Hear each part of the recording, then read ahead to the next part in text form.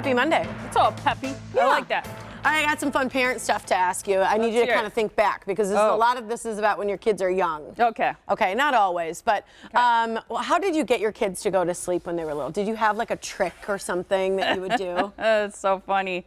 All of them were different. My son was the most difficult, and there were times we had to let him cry it out, which a lot of people are not fans of. But the one thing I will say is when kids cry, if you go to them and you don't allow them to self-soothe, you sort of teach them that if they cry long enough or complain long enough, you'll go to them. And At a certain age, right? Yeah, and we never did any type of co-sleeping of any kind. Never. They didn't sleep in our room. They didn't sleep in our bed. I don't know. My mom always used to take me for a ride in the car. Oh, wow. Yeah, and that was something that a lot of parents did, right? So she would do that, and when she was too tired to do that or couldn't do that because I had two older brothers, she would put me in my baby seat and put me on top of the dryer because it would kind of move a little. Warm you up a little bit? Yeah, on top of the dryer, not on top, in the car seat. Yeah, and so it would sort of like move a little. But it's interesting because there's this playlist You must have been a difficult baby. I don't know, I think I was pretty good. She's like, I was pretty happy, but trying to get 3 kids to go to sleep when you're a single parent is probably a little tough. Well, and I thought about that because you're the youngest of 3. Yeah. If you're going to take a kid in the car, do you then take all 3? I mean, how do you handle that? Yes, you have to. Exactly. So, but anyway, there's these scientists in the UK that are basically trying to recreate a playlist that simulates driving in the car.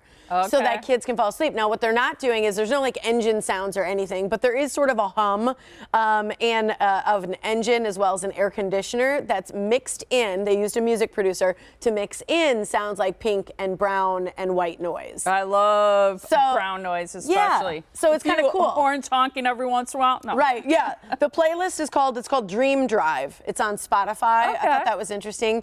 But my friends make a playlist that they do every night at home. So when the kids travel, they play the same playlist wherever they are, and so they can sleep Reminds other them places. of home. Yeah, it's like animals when you like rub up a blanket or something so that it smells like their litter. It's like anything that's familiar that reminds them of home. That's interesting. Yeah. Another cute little parent thing. Is there anything you've ever stolen from your kids? Like you just sort of go and borrow from their room? I think, because I think about Halloween candy.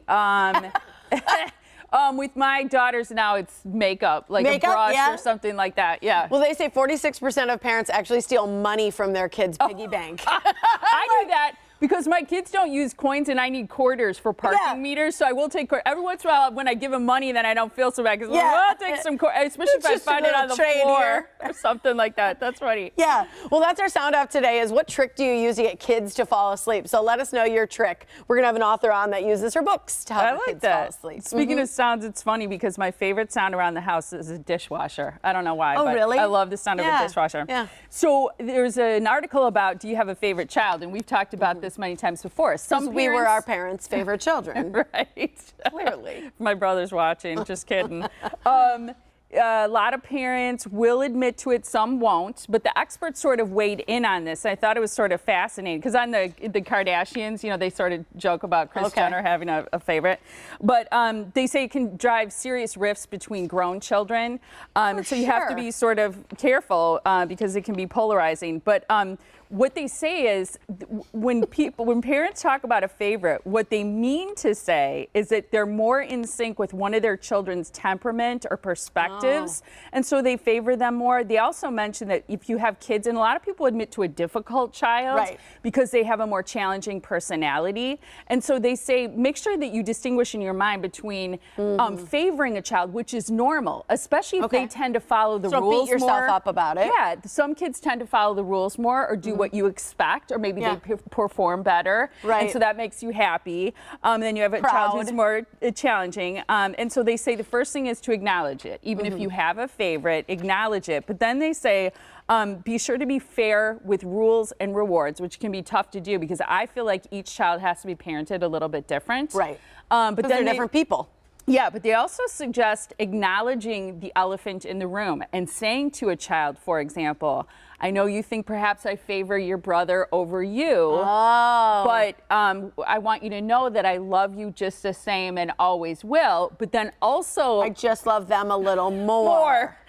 Praise the behaviors you want them to, like, praise when they do something right, so they see how they can earn your favor. I want to look up now if parents like and favor kids who are more like them or more different than them, because maybe they butt heads with someone that's like them, or maybe they like the one that's more like them because they see themselves in that child. That's fascinating. That's I'll look that up for tomorrow. That's a good question. I do think it's hard to parent a child who's very unlike you because you just don't get it. Yeah, you don't sometimes, so you don't understand them, and I think understanding is part of it. But that's a great question. And I think parents assume their children are going to be like them. Oh yes, we do, and they turn out to be completely different. Yeah. Yeah. All right. So Tiff, do you know what time it is? I do. It's peanut butter jelly time, and we want to remind you about Peanut Butter and Jelly Challenge that we've got going on with Feeding America Eastern Wisconsin. So all you got to do is grab a friend or a group of friends and have your own food drive. Well, I like that. And this is a perfect opportunity to help the 1 in 6 children who do not have enough to eat. You're going to find all the tools that you need online at feedingamericawi.org. If you don't have the time for a food drive, that's okay, because it's easy to donate online too, which makes it super simple.